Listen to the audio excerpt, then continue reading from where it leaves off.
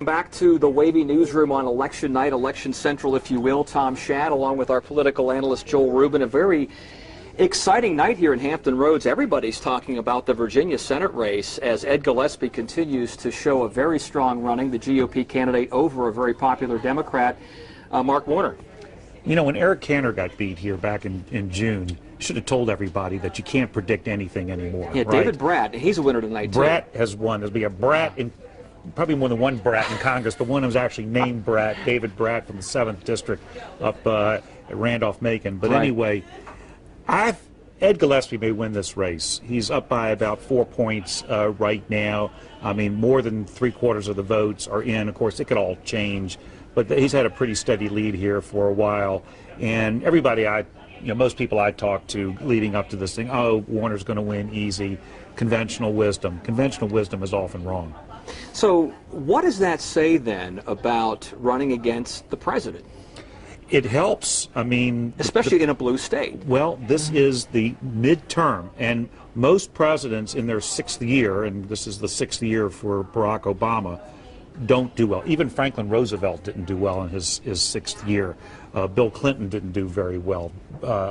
George Bush, a lot of them. It's hard in that second term for presidents to hold on to Congress very strongly in that midterm election. So this is not unusual.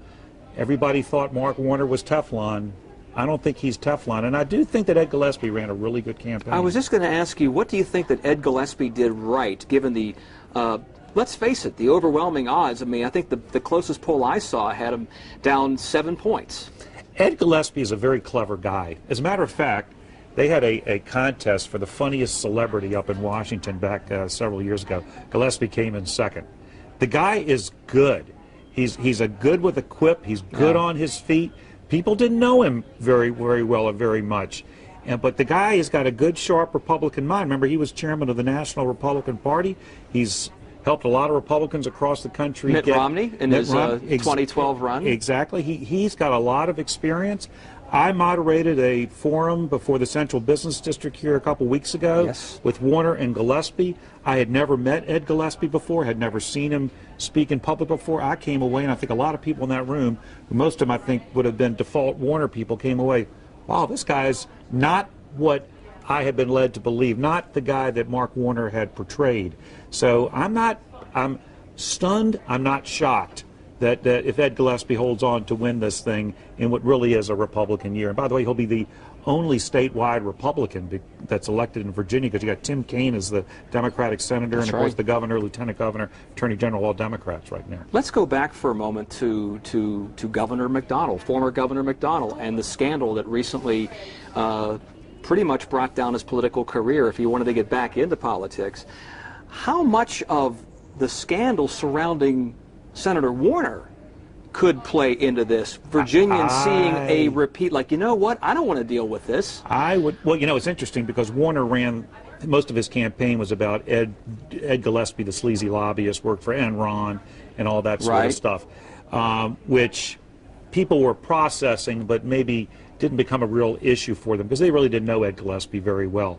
And then all of a sudden, after Warner had made all those accusations against Gillespie, oh my gosh, Mark Warner is talking to Phil Puckett's son about possible judgeship for his sister, and all of a sudden this was real and happening in the midst of an election campaign. So we won't know till somebody did an exit poll to find out if that had something to do with it, but it certainly undercut the campaign that Warner was running against Gillespie. It's an interesting story because, again, McDonnell Republican, Warner Democrat, those kinds of things don't really cut across party lines. People usually vote their conscience when something like that comes up. Isn't that right? And you brought up McDonnell. Okay, right. I think that's an isolated case.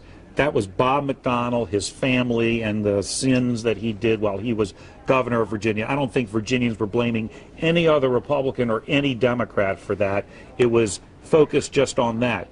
Because now you look at, here's Ed Gillespie.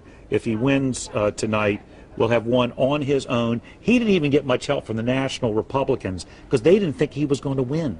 They didn't throw money into this race. He had to go raise it himself. it's pretty good. Now, we're still waiting to hear, of course, what the call is going to be. NBC News saying it's too close to call at this point. So I want to reiterate now that the race is still very much up in the air. But the Republicans a strong have already, showing by Ed Gillespie. And Republicans have already picked up 2 seats across the country, one in Arkansas and one someplace else. So they needed to pick up 6 to take control of the Senate. They're a third of the way there. They did not expect that they would take Virginia in this election cycle. So if they get this one, that is a major upset. That'd be a major upset. And just to reiterate, Hampton Roads, Ridgel, Whitman, Forbes, Bobby Scott. Well, running unopposed. And that's all. So that's all status quo pretty much for the House. And that's all called, in our area. Well, and that's all called drawing your districts well. You know, picking your voters, and that's what the General Assembly does when they draw their own districts for the House of Delegates and State Senate. They also draw the congressional districts. Now, of course, the courts have now said that 3rd district that Bobby Scott has, that one ain't no good. And so they're going to, unless they win an appeal, are going to be forced to redraw that one and all the ones around it. So that's going to affect everybody. Oh, my gosh. That's going to be the big issue in the General Assembly probably this coming session is, do we have to redraw that? And that's going to be a real challenge for them. Okay, more updates here from the Wavy Newsroom on Wavy.com as we await a very exciting outcome to the Virginia Senate's race.